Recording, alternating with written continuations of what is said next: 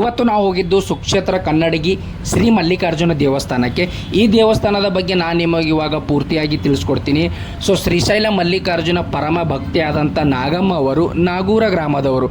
ಇವರಲ್ರಿ ದಿನಾಲು ಪರಮ ಭಕ್ತಿ ಆದಂಥ ಇವರಲ್ರಿ ಶ್ರೀಶೈಲ ಮಲ್ಲಿಕಾರ್ಜುನ ದೇವಸ್ಥಾನಕ್ಕೆ ದರ್ಶನ ಮಾಡೋಕ್ಕೆ ಹೋಗ್ತಾ ಇದ್ರಂತ. ಒಂದು ದಿನ ಏನಾಗ್ತದಪ್ಪ ಅಂತಂದ್ರೆ ಆ ದೇವಸ್ಥಾನಕ್ಕೆ ಹೋಗೋಕ್ಕೆ ಮರ್ತು ಬಿಡ್ತಾರೆ. ಅವತ್ತು ರಾತ್ರಿ ನಾಗಮ್ಮವರ ಕನಸಲ್ಲಿ ಶ್ರೀಶೈಲ ಮಲ್ಲಿಕಾರ್ಜುನ ಅವರು ಪ್ರತ್ಯಕ್ಷ ಆಗಿಬಿಟ್ಟು, ನೀನು ದಿನಾಲು ಇಷ್ಟು ದಿವಸ ದೇವಸ್ಥಾನ ದರ್ಶನಕ್ಕೆ ಬಂದಿದ್ದಿ, ಇವತ್ತು ಬರಲಿಲ್ಲ, ಇಷ್ಟು ದಿನ ನೀನು ಬಂದಿದ್ದು ವ್ಯರ್ಥ ಆಯಿತು ಅಂತ ಹೇಳ್ತಾರಂತ. ಅವತ್ತು ಅಮಾವಾಸ್ಯೆ ದಿನ ಅಲ್ರಿ ನಾಗಮ್ಮ ಅವ್ರು ಏನು ಮಾಡ್ತಾರಪ್ಪ ಅಂತಂದ್ರೆ ಮಲ್ಲಿಕಾರ್ಜುನ ದೇವಸ್ಥಾನಕ್ಕೆ ಹೋಗ್ತಾರಂತ.